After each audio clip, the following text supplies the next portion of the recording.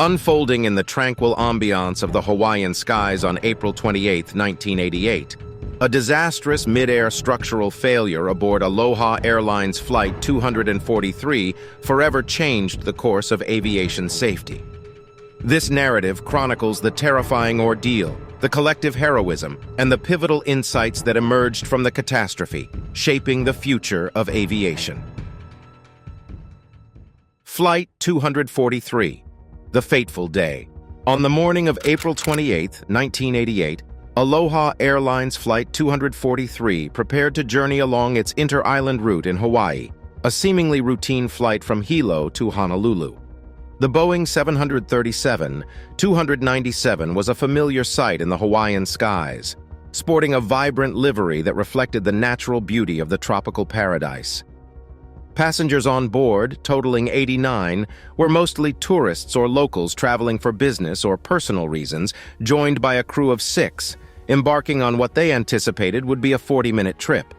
As the aircraft soared to its cruising altitude of 24,000 feet, passengers admired the picturesque islands and azure seas beneath them.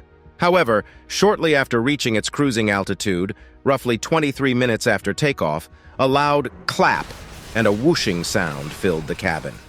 To the disbelief of the crew and passengers, an 18-foot section of the fuselage from just behind the cockpit to the forewing area had torn away, leaving a gaping hole in the aircraft. The sudden decompression pulled out a flight attendant, Clarabelle Lansing, who was standing by row 5, serving drinks to the passengers. Several passengers were injured from flying debris and the subsequent drop in air pressure. The passenger cabin was exposed to the ferocious winds and freezing temperatures, littered with shredded debris and detached cables. The survivors later reported the surreal sight of seeing blue sky where the cabin roof had been. Captain Robert Schornsteimer and First Officer Madeline Tompkins were in the cockpit, abruptly faced with a bewildering situation. Despite the extensive damage, the flight controls, incredibly, were still functional. However, the loud wind noise made communication near impossible, and the aircraft was becoming increasingly difficult to handle. To the passengers and crew on Flight 243, the calamity in the sky was an unimaginable nightmare. As the crippled aircraft wrestled with the wind, they fastened their seatbelts, bracing themselves and praying. There was an eerie mix of silence and the deafening noise of the wind ripping through the exposed cabin. Amidst the chaos, what prevailed was a demonstration of sheer courage and quick thinking from both passengers and crew. Stories of bravery started to emerge. Some passengers clung on to fellow passengers to prevent them from being sucked out of the cabin. Others tried to provide makeshift bandages for the injured, using whatever they could find. Meanwhile, in the cockpit, Captain Schornsteimer and First Officer Tompkins were engaged in the fight of their lives, trying to keep the severely compromised aircraft in the air and navigate it to a safe landing. This catastrophic event on Aloha Airlines Flight 243 marked a day of terror, courage, and a remarkable fight for survival. Pre-incident, the Boeing 737-297.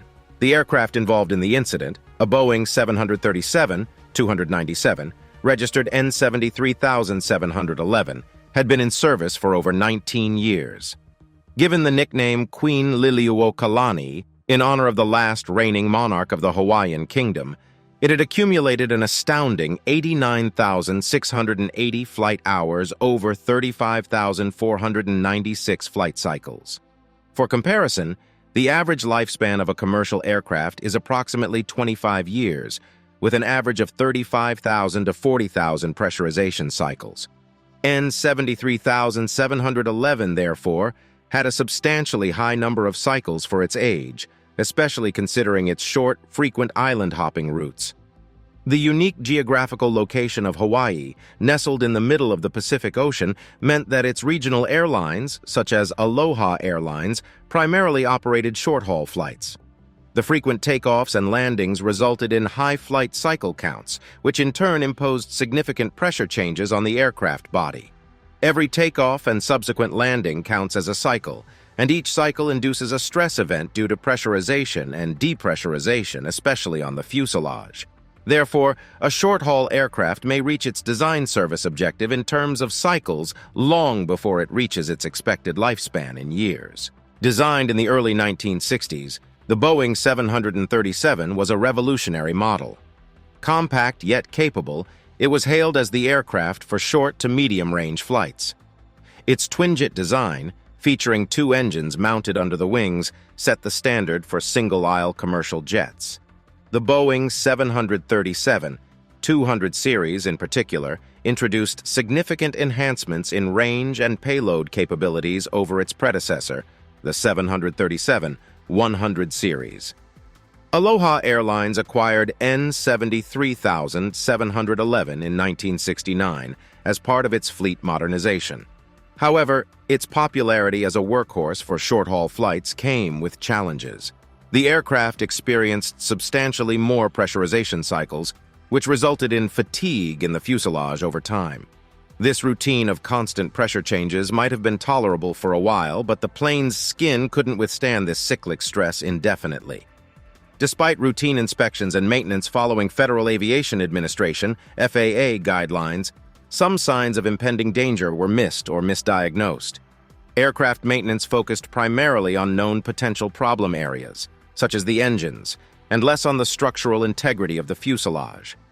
Over time, undetected microscopic cracks began to form and slowly expand in the older aircraft's fuselage, specifically along the lap joints, areas where sheets of the aircraft's aluminum skin overlapped. The plane had undergone a routine C-check, a thorough examination of the aircraft's structural integrity, only a few months before the accident. However, due to the limitations of visual inspections and non-destructive testing methods available at the time, these creeping fissures in the fuselage remained undetected. In the case of N-73,711, these overlooked fatigue cracks were lurking below the surface, a disaster waiting to happen. The invisible wear and tear accumulated over thousands of flights under the Hawaiian sun was like a ticking time bomb, with its countdown synced to the rhythm of the aircraft's relentless operation schedule. This insidious process of degradation would culminate in the terrifying sequence of events that unfolded on April 28, 1988, aboard Aloha Airlines Flight 243. The Aloha Spirit, the crew of Flight 243. The unwavering courage and exceptional resilience of the crew on board Aloha Airlines Flight 243 emerged as a beacon of hope amidst the catastrophe. While the flight's tumultuous events tested their professional abilities to the extreme, it was their human spirit that truly set them apart. At the helm of the beleaguered Boeing 737 was Captain Robert Bob Schornsteimer, an experienced aviator with more than 8,500 flight hours to his name. Steely-eyed and determined, Captain Schornsteimer was known for his meticulous attention to detail and precise flying style. He had served in the Navy before joining Aloha Airlines and was accustomed to the demanding operations of commercial aviation. Beside him in the cockpit was First Officer Madeline "Mimi" Tompkins, who had a few thousand hours of flight experience. An advocate for women in aviation, she was one of the few female pilots flying at the time. Tompkins's career in aviation was inspired by her father, a private pilot. Despite the gender-based obstacles she encountered, Tompkins navigated her way through the aviation world with unwavering determination and an unquenchable love for flying. Inside the cabin, flight attendants Michelle Honda, Jane Sato Tomita, and Clarabelle C.B. Lansing served the passengers with the warmth and hospitality characteristic of the Aloha Spirit. Michelle Honda, the senior flight attendant on board, had been with Aloha Airlines for 13 years, known for her steadfast commitment to passenger safety and service. Jane Sato Tomita, with 11 years of service, was similarly respected and admired for her professionalism and poise. Clarabelle Lansing, despite being the newest among them, was a dedicated flight attendant who cared deeply for her passengers. When the fuselage ripped open, the cabin crew's emergency training kicked into high gear. With a situation far beyond any standard emergency protocol, they improvised to care for and reassure their passengers. Despite her injuries, Honda crawled through the cabin, administering first aid, calming passengers, and securing loose objects. Sato Tomita, despite being in shock, remained at her post by the rear exit and continued to assist passengers, demonstrating immense bravery. Unfortunately, Lansing, who was in the aisle at the time of decompression, was tragically swept out of the aircraft. In the face of grave danger, she had tried to secure herself, demonstrating her courage and commitment to her duty till the very end. Back in the cockpit, Captain Schornsteimer and First Officer Tompkins battled against incredible odds. With their instruments malfunctioning, the cockpit roof missing, and the deafening roar of wind, they had to maintain their composure, rely on their training and expertise, and guide the severely crippled aircraft to safety. These were the people embodying the Aloha spirit on Flight 243. A seasoned captain with nerves of steel, a trailblazing first officer defying the norms, and a group of brave flight attendants, each exceptional in their way. Their courage, tenacity, and unwavering dedication to their duty in the face of unimaginable adversity remind us that at the heart of every aircraft, beyond the mechanisms and safety protocols, it's the human spirit that truly soars. The catastrophe unfolds, structural failure in midair. As Flight 243 maintained its cruising altitude of 24,000 feet, a catastrophic event began to unfold. A rapid decompression occurred, a phenomenon typically linked to a breach in the aircraft's fuselage. Suddenly, an 18-foot section of the cabin roof tore away. The devastating structural failure took place from just behind the cockpit to the front of the wing, leaving the forward cabin brutally exposed to the elements. The sudden decompression resulted in a loud, explosive noise followed by a rush of wind and debris. Passengers compared the sound to a bomb detonating. The cabin pressure dropped abruptly, and debris from the torn fuselage whipped through the aircraft's interior, striking passengers and crew. The once serene, controlled environment of the flight had turned into a chaotic, life-threatening situation. Astonishingly, the cockpit remained intact, though largely isolated from the main cabin. Captain Schornsteimer and First Officer Tompkins were suddenly thrown into an emergency situation unlike any other. With the roof of their aircraft ripped away, they had to wrestle with the controls to maintain stability while dealing with wind and noise inundating the cockpit. Despite the communication challenges posed by the intense wind noise and a compromised electrical system, both pilots managed to keep their cool, focusing on the monumental task of keeping the plane airborne and under control. Meanwhile, in the cabin, a scene of horror unfolded. The fuselage failure had occurred so suddenly that no one had time to prepare. Clarabelle Lansing, a flight attendant who was in the aisle at the time, was swept out of the aircraft in the explosive decompression. Others were injured by flying debris, while all on board were subjected to the violent, chilling rush of wind and the terrifying spectacle of the sky where the aircraft's roof once was. In the face of this catastrophic event, passengers clung desperately to their seats, many closing their eyes and praying, while others attempted to assist their fellow passengers and the remaining flight attendants. Debris in the aftermath of the miraculous landing of Flight 243, the attention of the aviation world quickly turned to understanding the causes behind the catastrophic mid-air structural failure. The National Transportation Safety Board, NTSB, the federal agency responsible for civil transportation accident investigation in the United States, led the inquest. Forensic analysis of the Boeing 737-297 began almost immediately, with investigators poring over the damaged aircraft. The investigation team paid special attention to the severed fuselage section, studying the tear patterns in the aluminum skin for clues about how the failure had initiated and propagated. Simultaneously, the plane's maintenance history was scrutinized, focusing on the intervals between inspections, the type of inspections carried out, and the methods used to detect flaws in the aircraft's structure. The investigation determined that the initiating event in the structural failure was a previously undetected instance of metal fatigue. Metal fatigue occurs when a material is subjected to repeated stress cycles and can cause cracks to form and grow over time. In the case of Flight 243, a tiny, undetected crack in the fuselage had propagated over many stress cycles, eventually reaching a critical size that led to the catastrophic failure. NTSB's final report revealed that multiple factors had contributed to the accident. The aircraft, having completed a high number of short-haul flights, was exposed to an unusually large number of pressurization cycles. Every time an aircraft ascends and descends, the fuselage is pressurized and depressurized, which places stress on the airplane's structure. This stress was especially pronounced in the crown of the fuselage, the same area where the rupture on Flight 243 began. Another critical finding was that the existing methods for detecting cracks in the aircraft's skin were not effective in finding the tiny yet significant fatigue cracks that led to the failure. The crack that triggered the accident had originated from a chemically milled step, a slight change in the thickness of the aircraft's skin that results from the manufacturing process. This small step was the initiation point for the crack that ultimately led to the fuselage failure.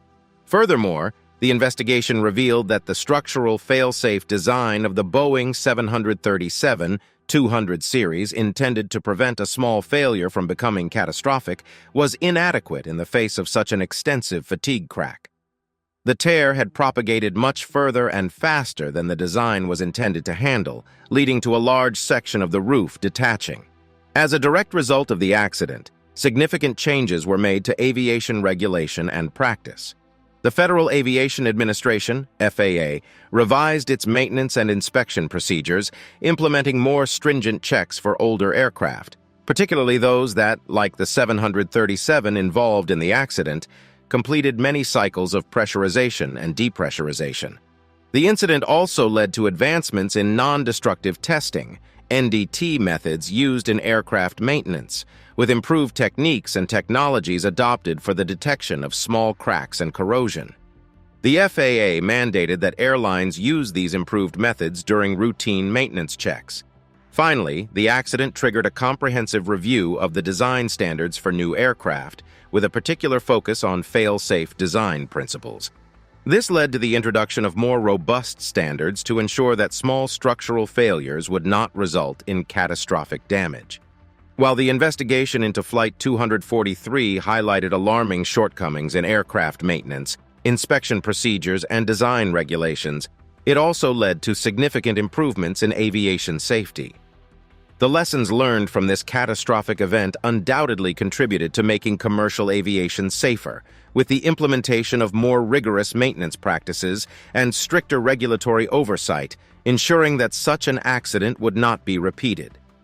And small articles were sucked out into the roaring slipstream, amplifying the pandemonium inside the cabin. In these horrifying moments, the magnitude of the structural failure became clear. The decompression had caused such a violent rupture in the fuselage that an enormous section of the cabin was missing, revealing a frightening view of the sky. The aircraft's structural integrity was severely compromised, causing the fuselage to balloon out, increasing aerodynamic drag and causing a decrease in controllability. Despite the catastrophic circumstances, the aircraft's wings and engines remained largely unaffected, which proved to be a crucial factor in the events that followed. This functional grace under pressure gave the crew a fighting chance to grapple with the almost impossible task of landing the severely damaged aircraft. The structural failure aboard Flight 243 was a glaring demonstration of the potential destructive power of undetected metal fatigue. But more than that, it was a testament to the determination of the human spirit to endure and overcome the most formidable of challenges. As the crippled Boeing 737 plowed through the Hawaiian skies, the crew faced the unimaginable task of navigating this wounded bird back to safety. The challenges: battle with aerodynamics. Following the catastrophic decompression and resultant structural failure, the crew of Aloha Airlines Flight 243 were faced with a complex array of aerodynamic challenges. The massive hole in the fuselage had not only significantly altered the aircraft's weight distribution, but had also dramatically increased drag while decreasing its overall structural integrity and stability. The first immediate aerodynamic challenge was the airplane's new uneven weight distribution. Without the upper section of the fuselage, the aircraft's center of gravity had significantly shifted. Such an extreme alteration in weight distribution could have potentially made the aircraft uncontrollable. Still, miraculously, the Boeing 737-297 continued to fly, albeit with diminished stability and augmented difficulty. Secondly, the gaping hole in the fuselage drastically increased the airplane's drag. Drag is a force that resists an object's motion through a fluid. In the case of an aircraft, that fluid is the air. The structural failure essentially transformed the previously streamlined airplane body into a blunt, inefficient shape. This increased drag acted as an additional force opposing the aircraft's forward motion, placing more demand on the engines and making it much harder to maintain speed and altitude. The third significant challenge was the aircraft's compromised pressurization. The 737's loss of a significant portion of its fuselage had led to a rapid loss of pressure. The pressurization system on board aircraft is designed to maintain a comfortable and safe environment in the cabin, simulating conditions at lower altitudes. The sudden decompression would have exposed passengers and crew to the thin, oxygen-poor air of higher altitudes, causing hypoxia, a condition that could lead to dizziness, unconsciousness, or even death if not managed promptly. In addition to these challenges, the violent decompression and subsequent fuselage rupture severely damaged the aircraft's electrical system. Key flight instruments became unreliable. Communication between the cockpit and ground control was hampered, and even the intercom system used to communicate with passengers was compromised. In the cockpit, Captain Schornsteimer and First Officer Tompkins were forced to fly visually, without dependable instrumentation. This method of flying, known as stick and rudder flying, harks back to the basics of flight training and demands a deep intuitive understanding of how an aircraft responds to control inputs and external forces. Faced with a multitude of aerodynamic and mechanical challenges, the crew of Flight 243 had to rely on their training, experience, and sheer resolve. The aircraft, even in its severely crippled state, had to be coaxed and nursed through the sky as the pilots sought to maintain control and guide it towards an emergency landing. Through their swift action, resilience, and profound understanding of the principles of flight, they managed to keep the damaged aircraft aloft, setting the stage for an attempt at one of the most remarkable emergency landings in aviation history. Miracle Landing, navigating through chaos. With the fuselage torn open, wind howling through the cockpit, and the whine of the engines blending with the cacophony of chaos, Captain Schornsteimer and First Officer Tompkins faced an unparalleled challenge. The ordeal now rested on their shoulders, the responsibility of piloting the severely damaged Boeing 737, 297 to safety. The island of Maui, with its airport boasting a long runway suitable for an emergency landing, lay approximately 23 miles ahead. While the distance was relatively short, each minute would have felt agonizingly long as the crew grappled with their crippled aircraft. Although both engines were functioning, the plane was hard to control, responding sluggishly to inputs and lacking the nimbleness it once had.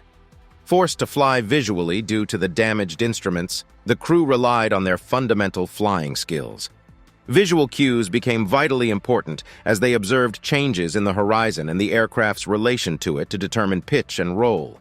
Simultaneously, they used the plane's remaining mechanical gauges to monitor engine performance, crucial to maintaining speed and altitude given the increased drag. Communication with air traffic control, ATC, was also a challenge due to the damaged electrical system. The pilots struggled to hear commands over the noise of the wind, and their transmissions were often cut off or incomprehensible.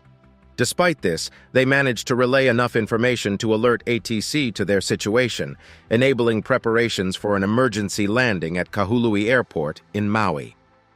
As the island came into view, the pilots commenced their descent, facing yet another challenge. They had to maintain a delicate balance of reducing altitude while ensuring the aircraft's speed didn't drop too low, which could risk stalling the aircraft. They needed to control the descent rate carefully, given that the rate of descent can affect the aircraft's stability, especially in a damaged aircraft like theirs. Turning onto the final approach, the pilots were unable to fully extend the flaps panels on the wing's rear edge that extend to increase lift at slower speeds due to the loss of hydraulic power. This meant they would need to land at a higher than normal speed, further complicating the already high-stakes landing.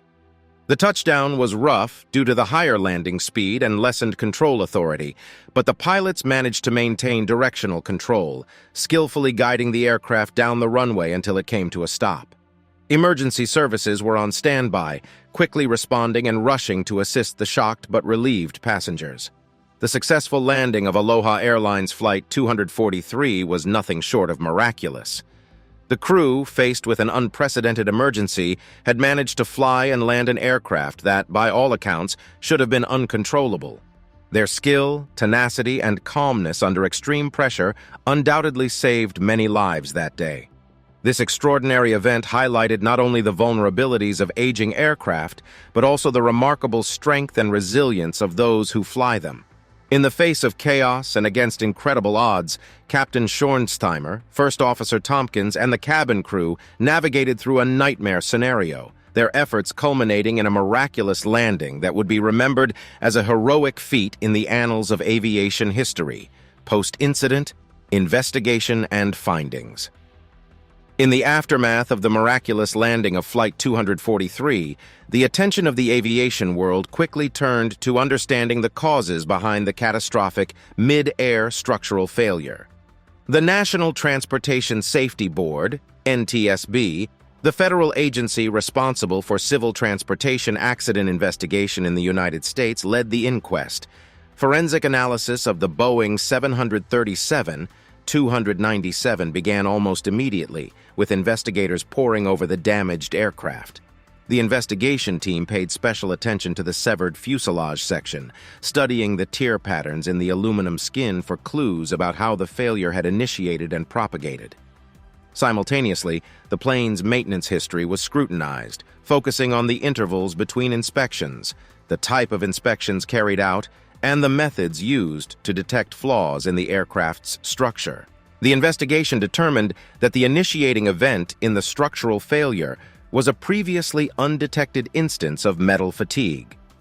Metal fatigue occurs when a material is subjected to repeated stress cycles and can cause cracks to form and grow over time. In the case of Flight 243, a tiny, undetected crack in the fuselage had propagated over many stress cycles, eventually reaching a critical size that led to the catastrophic failure. NTSB's final report revealed that multiple factors had contributed to the accident. The aircraft, having completed a high number of short-haul flights, was exposed to an unusually large number of pressurization cycles. Every time an aircraft ascends and descends, the fuselage is pressurized and depressurized, which places stress on the airplane's structure. This stress was especially pronounced in the crown of the fuselage, the same area where the rupture on Flight 243 began.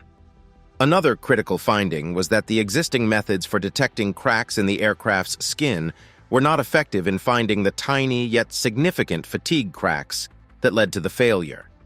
The crack that triggered the accident had originated from a chemically milled step, a slight change in the thickness of the aircraft's skin that results from the manufacturing process. This small step was the initiation point for the crack that ultimately led to the fuselage failure.